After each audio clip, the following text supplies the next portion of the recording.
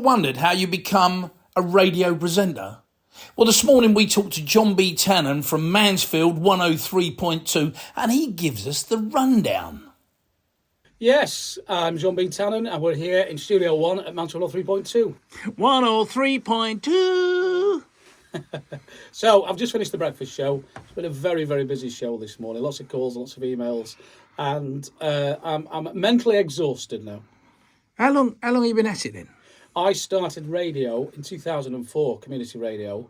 I did hospital radio. I did lots of other little bits. And I just happened to send a little tape back then to Mansfield 3.2. And they said, there's an evening show coming up. Would you like to do it for free for 6 weeks, a couple of hours? I went, yeah. So I thought, it'd be nice just to say on my CV, I've done a bit of commercial radio. And then I did that for 6 weeks.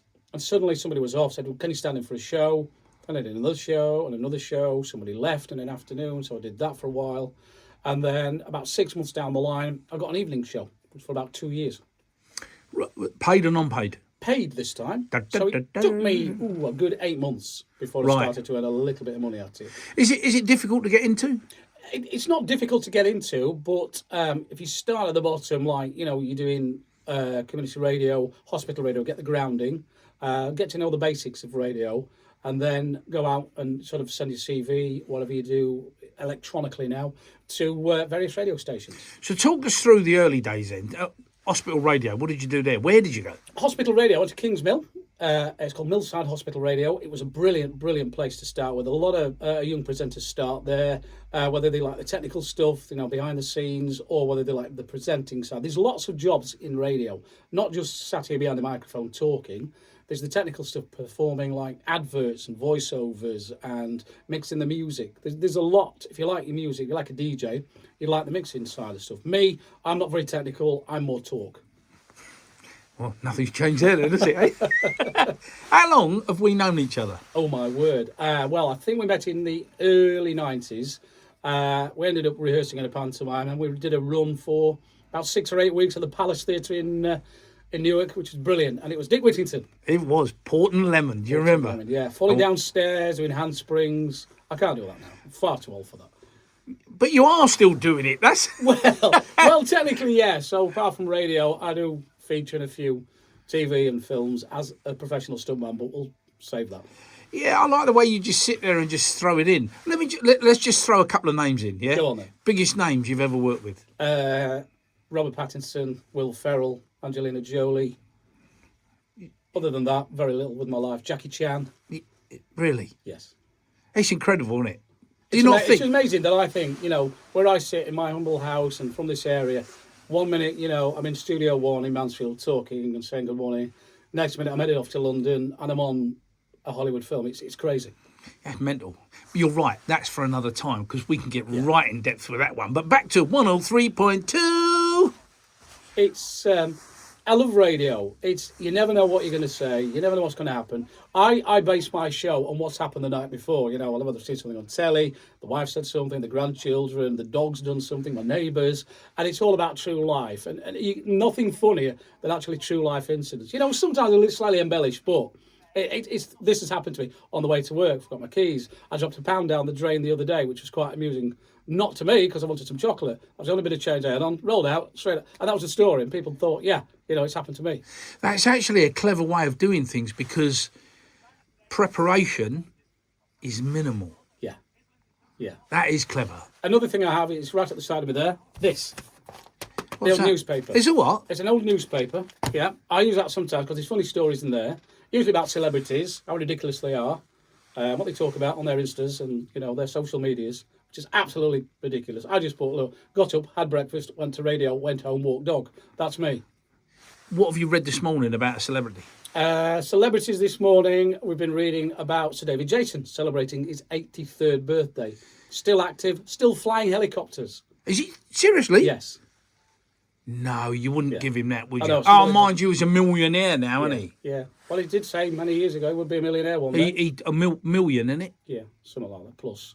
Yeah, it's got to be, isn't it? Yeah. Yeah. What do you actually like about the job? I love entertaining people. Entertain, inform and educate. That's the three things I like to do every day. I like to tell my stories. And I love the reaction. I say something. If I say something wrong, for instance, guarantee the phones will ring at the side of it. You say, blah, blah, blah. Did I? What did I say? Oh, yeah, sorry, I meant to say that. Oh, yeah. And you just say the slightest date wrong, somebody's name wrong, or, oh, good morning, it's Thursday, or good morning, it's Wednesday. Oh, what? No, it's not. Or you say 2022. Oh, sorry, I meant 2023. I did it earlier on in January. And they were like, everybody, right, it's not 2022 anymore. I'm like, okay, sorry. You know, you forget, it's 6 o'clock in the morning. I've just walked in. Is that what time you start? Yeah, 6 till? 6 o'clock, 4 minutes after 6, after the news. Good morning, everybody. Welcome to the show. Wow. And then how long are you running for? 4 hours. 4 hours? 6 till 10, yeah, finished at 10. So it's like, bye. You're going to have the same energy if you have it 4 minutes past 6, you have it 4 minutes to 10. I used to do a 2-hour slot at university. Yeah.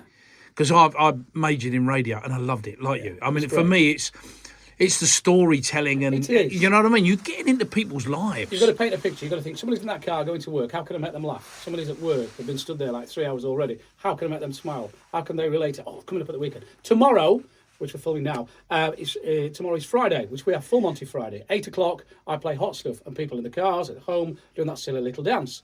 Tomorrow, I'm going to tell a story, it's a sneak preview now, about I've got a video, and I've seen it on YouTube, about Prince Charles doing the dance when they launched the Full Monty in 97, in the actual set where they were doing it. So, but he's now King Charles. So when did you come up with this then? The Full Monty Friday? This Full Monty Friday. I was playing songs, and on the playlist, back to back, was 3 songs from the Full Monty. I thought, oh, that's great. And people loved it. You know, there's M people who's come up and see me, Steve Harley, and then there was Hot Stuff. And I thought, oh, we'll have Full Monty Friday. We'll have 3 tracks from the soundtrack. So every week I pick different songs. But everybody says, oh, we like Hot Stuff. So 8 o'clock after the news. Right, here we go. 3, 2, 1. They're doing the shoulder action. Or Why do you reckon they like that? I don't know. It's just one of them songs that resonates for everybody. Everybody knows that song. And as soon as that song finishes, they go, oh, we enjoyed that, Joe. We were in this factory. I've got lads dancing down holes in luminous jackets. I've got people in factories doing the shoulder, people in taxis. And they all ring me, oh, that's brilliant, Joe. We had like 3 minutes of silliness. And you can see people, I've got this vision of all queuing in traffic, all these shoulders going up and down, going like that. I'm going, hot stuff. That will make me smile.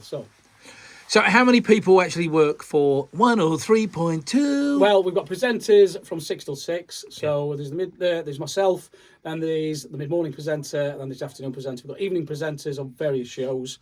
We've got the backroom staff, which is next door. We've got the sales team. Upstairs, we've got the news team. So there's about 20, 25 people involved. I've got to be honest with you. I mean, I drove up here today expecting to see something huge with big masts and everything else. That's not the case, is it? No. Outside, where we are at Oak House, outside is the relay mast. You'll see a little tiny aerial on the side. Seen it, yeah. But if you go out towards Mansfield, at Ponds Hill, just at the top, is a massive big tower, about 100 foot, and that's what it's relaying to. Oh, so okay. It relays. It's like television. Your aerial relays to Belmont or, sort of Yorkshire Telly. That's where it goes. So it goes to relay tower. So we have a radius of about 30 miles, about 65,000 listeners. Oh, right. Is that Rajar? Yes, and we're also on smart device. So people listen to us all around the world. My sister lives in France. She listens to them. My niece and nephews in Australia, they listen. So it's quite good. Yeah. The wonders of the internet. Do you know, and that's the thing, isn't it? Back in the old days, you'd have the airwaves and everything else, but now this digital format. Yeah, it's brilliant. People listen on the phones. I know there's people listening on the phone sat on the bus. People ring me in the morning. There's people at the bus station listen to me directly through the system at the bus station, and then suddenly they're on the bus and they're still listening to me. What's the weirdest call you've ever taken? Wow. Well, Bernard Cribbins phoned me once. No. Yeah. And I was like, that's weird. Because I phoned Bernard Cribbins for an interview. It was the anniversary of the Railway Children. Yeah. And I put the phone down. I thought, I've left him a message. So comes down here, sat here going to good morning, everybody. Mansfield 3.2 breakfast show. Hopefully we'll catch up with Bernard Cribbins a little bit later. I'm like, yeah, hello. It's Bernard Cribbins. Yeah, what? Yeah, of course it is. What do you want upstairs? Because people phone from upstairs all the time. A few weeks ago, there were Martin Landau from Space 1990. They phoned me as different people. And I'm like, yeah, get off the phone, thank you. I'm like, yeah, Bernard Cribbins, of course you are, yeah. Yeah, from the railway show. Yes, it is actually, yeah. You left me a message. Ah, Bernard, yes, good morning, we'll put you through. Good morning, Bernard Cribbins, live. And these things happen. But yeah, when we did our 10th anniversary back in 2009, because we've been on air 24 years now, I had Mad Frankie Fraser on in the morning. Did you? So he was brilliant. He's like, oh, mate, I know where you're coming from. I know where you live. It was very scary. Good morning, Mad Frankie Fraser. How much money would you like this morning? So I did a 12-hour show and had 12 guests on throughout the day. It was great. So it was brilliant. It's just incredible. How much charity work do they do through the station? Oh, we've just done the Kingsmill Hospital toy appeal. I've donated some items from various film and TV shows and signed stuff, and we do a lot throughout the year. We've just been funding the Lashes Foundation, which is a brilliant foundation for a local charity. And we've been Lashes Month, and a business has sponsored it every day. Well, tell us about that. I mean, what's that about? The Lashes Foundation, sadly, a young lady passed away. Suddenly, a young lady who was 12, and her mum and dad got involved, a former Stags player, former football player, and just to find out, sort of a bit more about the disease that sadly she passed away with. And it's they're just raising money constantly. So we've got on board, and it's been Lashes Foundation Day every day for January. So it's been brilliant. How much have you raised? Oh, it must have been £10,000 plus. Oh, wow. Yeah, and it's still ongoing. It's an ongoing thing. Every year they have events and stuff, and I try and get involved and pop down and say hello and do my bit. And, How important is it to the station, to be take on these charity events? It is for our community in Mansfield Ashford. We are the truly only local station in Mansfield Ashford and Bolsover. You've got your biggest stations, and they all come from London. We broadcast live from Mansfield. We know. I drive to and from Mansfield. I know what the roads. We're talking about potholes in the morning. You can't get that if you're in London-based or Nottingham-based because you don't know. You don't know what roads are. You don't know the back roads. I know which shops are open. I know, people walking up and down the streets. I can, people cycling. I know exactly what's happening locally. I've just walked into town now. I'll be talking about that tomorrow. Say those pigeons on the stalls, blah blah blah. I can talk about that. Yeah, it's local. I know because I live here. I think that, like you say, that's the beauty, though, isn't it? You live somewhere, you're recording from it. Yeah, and just giving out that information. There's that initial connection, isn't there? Oh my God, here he was. He was down here yesterday. I went for a walk through so-and-so and I saw so-and-so and his dog, and thanks for listening this morning. I know you're out with your dog this morning. Good morning, and Shep. And I know because I walk these streets, I walk these parks. I take my dog out and go out with the wife, and I leave her there and walk back and things. But yeah, it's great. I mean, it's a bit grey out there today. But when it actually brightens up round here, I mean, the stories brighten up as well, don't they? Yes, everybody, everybody's happy. And they were moaning last year because it was 40 degrees. And I wasn't moaning. I thought, come on, let's enjoy this while we can. It's 40 degrees. It's only going to last a short while. Do we get it very often? No. But there's some great stories about things melting and roads, and we don't get a chance for it. Give us one of the stories. Oh, something about melting. There was people saying at the end of our road, people are turning out and they're wearing our road away. Please stop people to stop turning out the road. I'll say, what do you want me to do? Drive into the house across the road? They're wearing the road away. It's a temporary thing. The council will come and fix it. Don't you worry. It's like potholes now. We're just feeling the repercussions of that. So it's an ongoing problem. But I can say on local radio, good morning, here's your traffic and travel. Can you tell me what's happening on the roads? Oh, there's a pothole at so-and-so, John. Right, okay, I saw that this morning coming in. I avoided it. Last week or week before, I was talking about potholes, and literally within 2 days, the council were out filling a hole in. You kidding? No, the power of radio. Yeah, very much so. So it's brilliant. With regards to, like you're saying, the power of radio, I mean, you are the voice of the people, aren't you? Yeah, there's some things you haven't got to be biased towards anything. I can say, did you see that last night? Did you see this? We can talk about it, and I say, well, I prefer this, I prefer that flavour, I prefer that drink. I can't say that. No. I have to keep it impartial. I can give my thoughts about it. I can say allegedly, or this is in the paper, quote from the, and I can't say, well, I've read this today, and I think, I believe wholly. No, I can't say that. I just, keep it light. I don't do bad news. I do good news. I want everybody to go to work on a smile or at home. You see, that's another thing with radio, isn't it? Nowadays, and on the news, what do we got? Bad news. Yeah. Everything is bad news, bad news, bad news.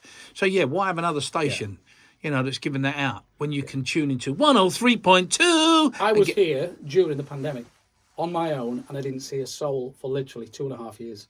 I came in, did my show.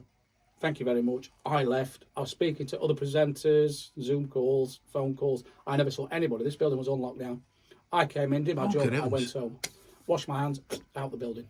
That's incredible. Yeah. Well, wait, because that's actually solitary. That would have done my nutting. Yeah. It's hard work to try and, sort of get, that energy level in. When you're on your own, you've got nobody to talk to. You've got to pretend there's somebody going, hi, good morning, everybody. Yeah, and so the full crew here, blah, blah, blah. And it's quiet. There's nobody here. What did it do for your mental health then? It was, when you're on a real high for 4 hours, then you come home, you get very tired, physically and mentally. You literally want to sit down and just chill, or go for a walk, clear your head. And that's what I did. We're doing a lot of walking, getting a lot of steps in, a lot of country walking, fresh air. And that's what he did. Literally, you're in studio for 4 hours and it's intense. It's like running a marathon. You've got to pace yourself. Pace it. And right at the end, bosh. I know, but to have nobody around for 2.5 years, that is just incredible. It's not nice. And then we start seeing people. We got the word. Yeah. Wait, 1 minute. What do you mean you start seeing people? You mean you hallucinate? Yes, literally. It's been 4 years now. No, after 2 years, it was nice just to actually hold a conversation with a guest. You know, it's like, instead of on the phone, on the phone we've got so-and-so this one. On the phone we've got so-and-so. And then it was like, in Studio 1, we have a guest. And it's nice like you, like one-to-one today. It's great. Yeah. So it's nice to put a face. I've just had a call today from Tommy Cannon. Oh, really? So, yeah, he's doing a one-man show. Sadly, no Bobby Ball as he's gone now. Yeah. And potentially could be speaking to him. If he's in the area, he'll come in. So what's Tommy up to? Do we know? He's doing a one-man show about his life and times. See, I think that'll be quite interesting because, I mean, with the pair of them, Yes. characters, without a question of a doubt. But then their lives changed, didn't they? Yes. Drastically. You know, because, I mean, I know that... it must be really difficult if you're one half of a double comedy act, duo, yeah. and then it's gone. It's like Malcolm and Wise and the know. the two Ronnies. What do you do afterwards? Yeah. It's like, where do you go from here? Do you sink back into it? Do you think, no, that's it, that was great? Or do you think, no, I'm going to plod on, I'm going to do my own thing now? Yeah, I think it's the only thing he can do. Yeah. Obviously, in my mind, Bobby was the driving force. Yeah. And I know they had some issues. Yeah. Because when you start reading, their biographies and everything else, you go, wow, I didn't realise that happened. Well, you take it back to the clubs, and then they got pretty famous. And Laurie Mansfield took them on, and they did Boys in Blue, which is a great movie. That was cracking. That was hilarious. I'll be talking to him about that. And then the stand-up stuff and the role varieties. And then, obviously, Bobby went into acting and the Benny Dorm and stuff like that, which is brilliant. And I think that's what you've got to do. You've got to morph in to various things in the industry, whether you're an actor or singer, down to, and you can see that more now. There's a lot of actors becoming singers, which has happened many years ago. But now everybody's doing everything, you know. Yeah, multidisciplined, didn't they, at the end of the day? But for himself, to be on the circuit, after dinners or whatever. It's the best grounding. I started off playing keyboards when I was 12 in bars and stuff. So I got my club license when I was 13, playing the organ. Did a lot of clubs and pubs. And then obviously found the world of radio and film and television, and I've been unemployed since. Yeah. Let's just touch on that because, like you said, I can remember you. It was at the pantomime, one of the after shows and everything else, and there was a piano somewhere, and you just started to tinkle out, and it was like, who is this guy? So, I mean, it was from the age of 12 that you got into it? Yeah, I was playing piano from 3. We had an old piano upright in the garden. Oh, right. And it got thrown out, so I played it. And we brought it back inside.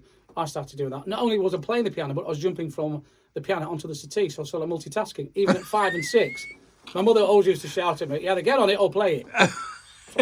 Down I go, onto my dad, like, typical Yorkshireman. Shut that door, play piano, or jump off it. One of the two. That's how it is. So where was you born then? I was born in Doncaster. Doncaster, in a mining village called Arnthorpe. 3 houses, a pub and a shop. It was one of those little villages. Yeah. We didn't have much money. We was sort of, brought up in the 70s. It was tough, but we made our own fun. We went out, made our own go-karts. We camped in the woods. We did all the usual stuff, stickleback fishing, as you would as a kid. Come back with jars of fish and stuff like that. And it was great, and I loved it. And I think we used to put little shows in the garden and mess about. And I think that's what got me interested as entertainment. And I was always the outspoken one.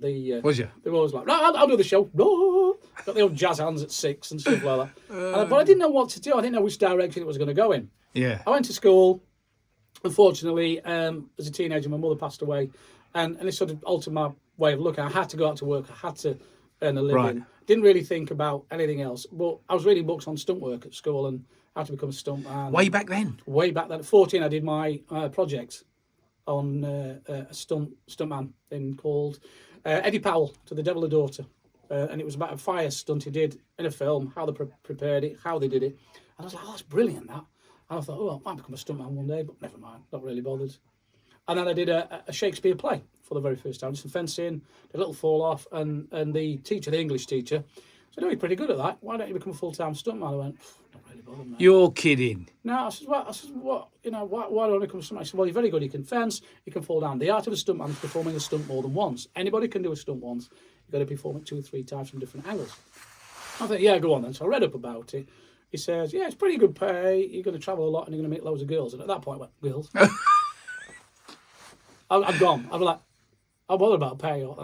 Girls, yeah, that was it. 16, I'm like, this is what I want to do. So I wrote to the BBC, got myself a documentary. 1985, had training to become a stuntman. I was on my very first TV show. So it was great. And then from then onwards, started at the bottom of the ladder, learning to be an extra, walk-on, support artist, featured artist, which is like dialogue. And then I went into the stunt work. So I learned it all the way back. I know we were going to talk about this later, but we just had to step on. We had to, yeah. And we won't go there anymore because we're going back to 103.2.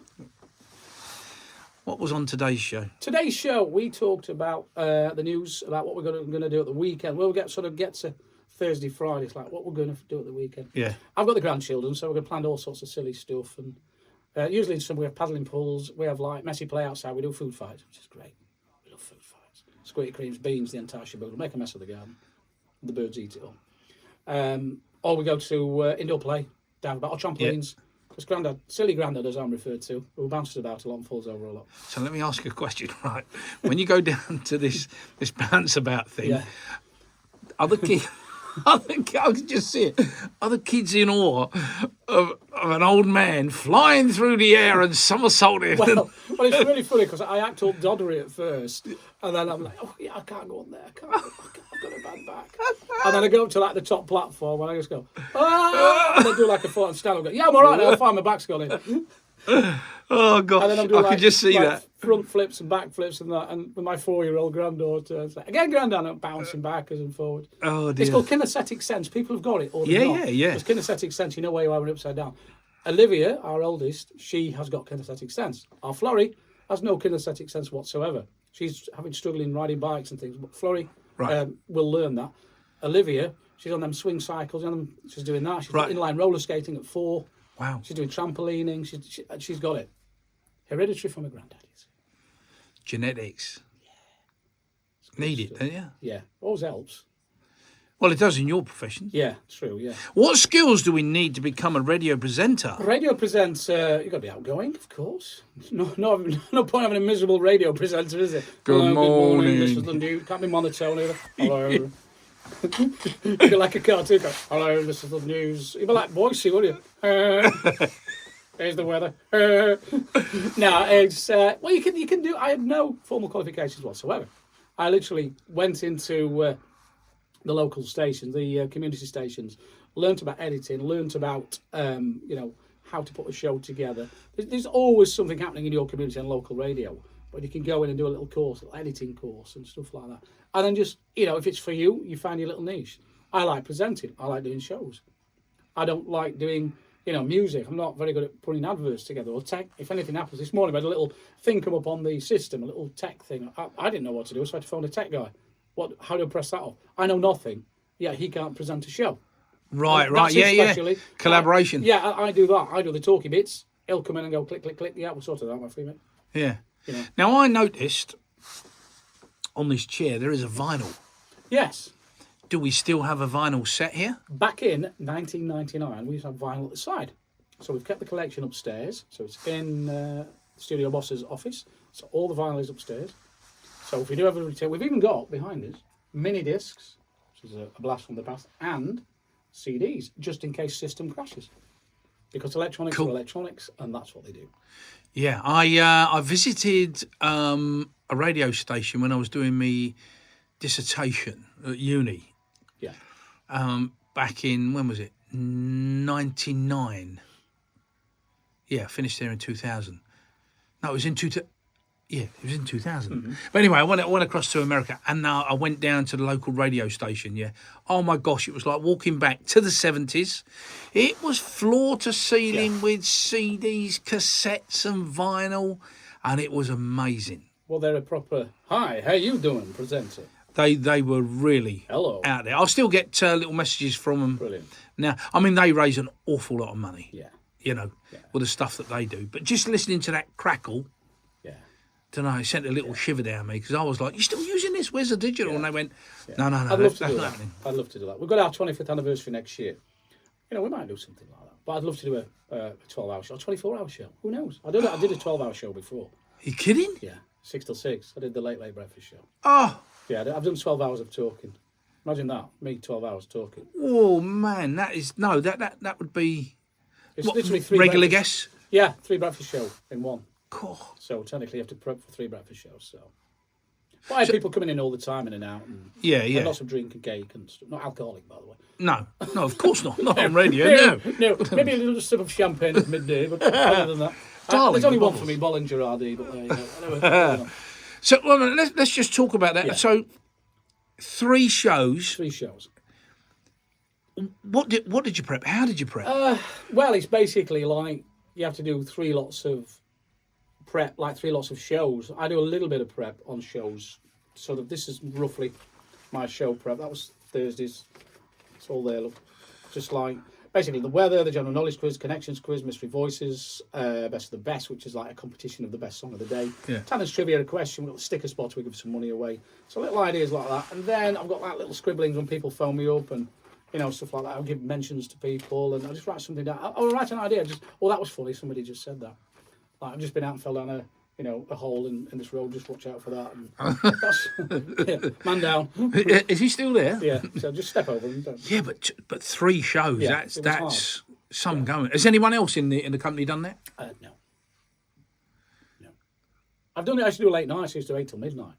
And I used to get up again for a proper job the next day when I first started. I think that because there used to be a show. There was a film in that, wasn't there? The Midnight Caller. Yeah. It's yeah. That was absolutely Jack. That was cracking. That was. You didn't I say used to hi, enjoy it. Jack, on the plane, though, did you? Well, not too loudly anyway. Yeah, I know where you're going. It's just fascinating. Yeah. Fascinating. So, if somebody was interested in getting into radio, what would you recommend? Firstly, have a look at your local hospital radio. If there is, and I'm not saying there is in most areas, but there is community radio stations around, just kind of have a look at that.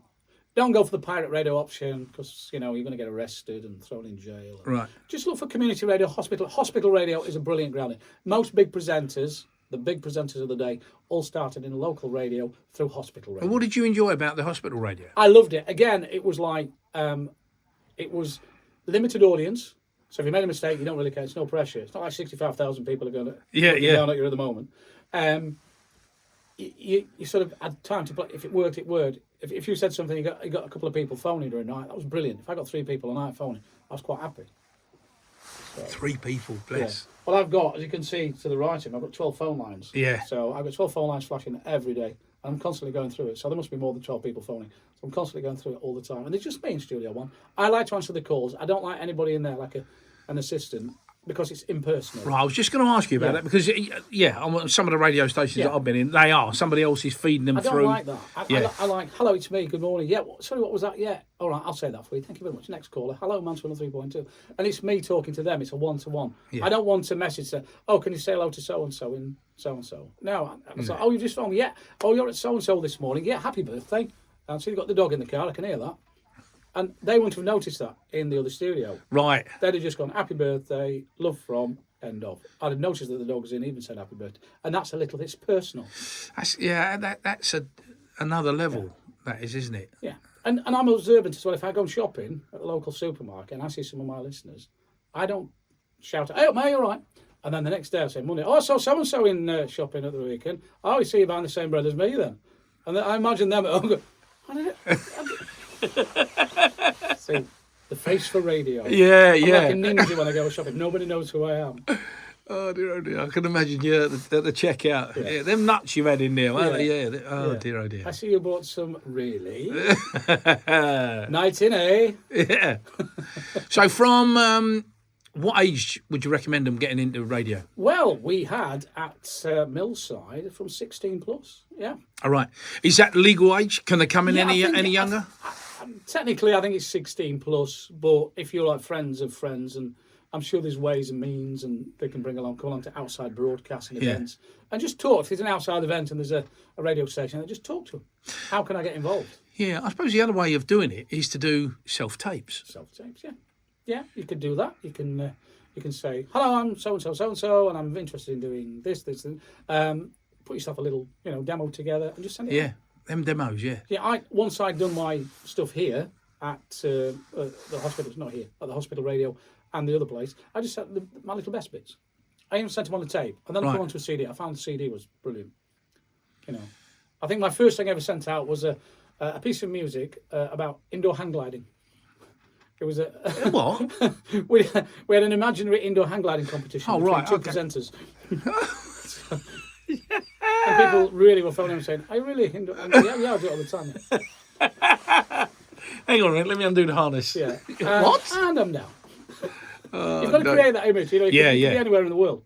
But that's the beauty of radio, isn't it? You've got. You listen to your adverts. You could be like, you know, on a beach, or you could be in the North Pole and stuff. You'd be like, morning. You have like a sound effect of snow and stuff. And, it's so cold in here this morning, and you've just got to create that image. And people in the cars or at their homes are thinking, oh, it must be cold in that studio this morning. No, it's great. Like the other day, I said I had snoxicles. It was that cold when I came. And people were like, is it cold out there? Like, yeah, -6 when I left. I've got 3 of them. Anyway. Snapped off and on the desk. Yeah, brilliant. Bless. John, thank you very much for this morning. Pleasure. It's been a pleasure catching up. We're going to go away now. We're going to grab something to eat. Yeah. All right, that's on me.